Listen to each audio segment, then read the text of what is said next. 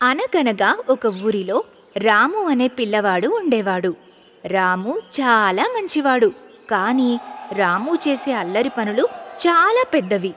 అవి ఎలాంటివంటే ఆ ఊరి మామిడి తోటలో నివసించే కోతులను ఎప్పుడూ ఆట పట్టించడం లాంటివి. రాము అల్లరికి ఆ కోతులకు చాలా ఇబ్బంది కలిగేది. కొన్నిసార్లు రాము దాక్కొని ఆ కోతుల మీద నీళ్లు చల్లేవాడు. ఇంకొన్నిసార్లు అరటిపండు తొక్కలను విసిరి వాటిని కింద పడేలా చేసేవాడు. అందుకే కోతిముఖ రాముని చూస్తేనే తోకముడి చేసేవి, కానీ లోపల మాత్రం రగిలిపోయేవి. రాము అల్లరి ఎలా ఉండేదంటే మామిడి చెట్టు కింద నిలబడి జేబులోంచి మిరపకాయలు తీసి, "ఓ కోతుల్లారా, ఇవిగో హాట్ హాట్ మిరపకాయ బజ్జీలు, రండి, దమ్ముంటే తీసుకోండి" అంటూ కేకలు వేసేవాడు. ఆ మిరపకాయలను చూసి కోతుల నాయకుడు "గుర్ర్" మని పెద్దగా అరిచాడు. చెట్టు కొమ్మలు గలగలలాడాయి. కోతులకు కోపం వచ్చేది.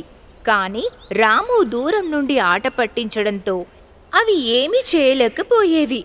ఒకరోజు రాము అదే మామిడి తోటలో చాలా మంచి పండు మామిడికాయలు కోశాడు.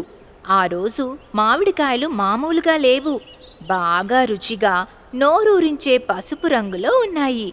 పెద్ద మామిడి పండ్లను ఏరి మరీ కోశాడు.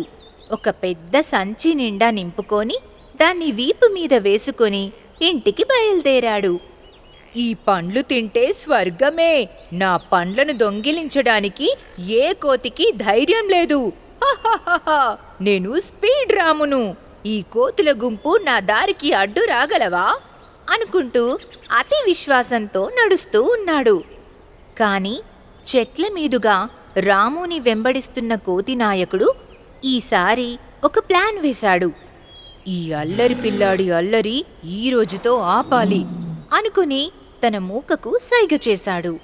రాము సంతోషంగా పాట పాడుకుంటూ వెళ్తున్నప్పుడు హఠాత్తుగా అతని ముందు 2 పెద్ద కోతులు దూకి అడ్డంగా నిలబడ్డాయి. "అయ్యో, నేనసలు ఊహించనేలేదే" అనుకున్నాడు రాము. అతను పట్టుకున్న మామిడికాయ చేతి నుంచి జారి కింద పడింది. వెంటనే మిగతా కోతిముఖ చకచకా వచ్చి రాముని చుట్టుముట్టాయి. అప్పుడొక కోతి రాము వీపు మీదున్న సంచిని మెరుపు వేగంతో లాగడానికి ప్రయత్నించింది. రాము వెంటనే తన వీపు మీద ఉన్న మామిడికాయల సంచిని గట్టిగా పట్టుకున్నాడు. "వదలండిరా నా మామిడికాయలు" అని అరిచాడు. మరో కోతి వెనుక నుండి వచ్చి అతని జుట్టు పట్టుకొని గట్టిగా లాగింది. రాము నొప్పిగా అరిచాడు. ఆ గందరగోళంలో కోతుల నాయకుడు వచ్చి రాము వీపు మీద ఉన్న సంచి తాళ్లను పట్టుకొని 2 వైపుల నుండి గట్టిగా లాగమని మిగతా కోతులకు సైగ చేశాడు. కోతులు మొత్తం కలిసి లాగుతుంటే "ట్రర్" అనే పెద్ద శబ్దంతో సంచి పూర్తిగా చిరిగిపోయింది. మామిడికాయలన్నీ కింద దొర్లుకుంటూ పడిపోయాయి. అప్పుడు రాము "ఛ" అని నిస్సత్తుగా కింద కూర్చుండిపోయాడు. మామిడికాయలన్నీ పడిపోగానే కోతిముఖ వెంటనే వాటిని పట్టుకొని మళ్ళీ చెట్లపైకి ఎక్కి నవ్వడం మొదలుపెట్టాయి. అని నవ్వుతూ ఉన్నాయి. కోతుల నాయకుడు చెట్టు మీద నుండి ఒకే ఒక మామిడికాయను కింద పడేసి "ఇదిగో నీకు ట్రీట్" అన్నట్టుగా రాము వైపు చూసి నవ్వి నాలుక బయటికి చాచి వెక్కిరించింది. రాముకి కోపం కన్నా కోతిముఖ చేసిన అల్లరికి నవ్వొచ్చింది. "అవును, నేను అల్లరి చేస్తే వాళ్ళు ప్రతీకారం తీర్చుకున్నారు. నేను మంచి గుణపాఠం నేర్చుకున్నాను" అనుకున్నాడు రాము. ఆ రోజు నుంచి రాము కోతులను ఆట పట్టించడం మానేశాడు. కోతులకు రాము అల్లరి చేయడం మానేయడంతో వాటికి కూడా అతని మీద కోపం పోయింది. ఒకరోజు రాము వాటికి మంచినీరు, అరటి పండ్లు ఇవ్వడం మొదలుపెట్టాడు. అలా స్నేహం మొదలయ్యింది. ఇప్పుడు తోటలో రాము మామిడికాయలు కోసినప్పుడు వాటిలో కొన్ని కోతులకు కూడా ఇస్తున్నాడు. అలా అల్లరి రాము, కోతిముఖ మంచి స్నేహితులుగా మారిపోయారు.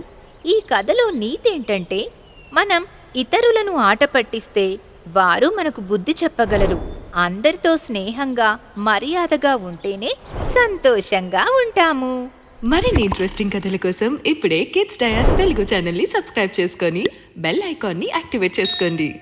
మరిన్ని కొత్త కథలను మిస్ అవ్వకుండా చూడండి.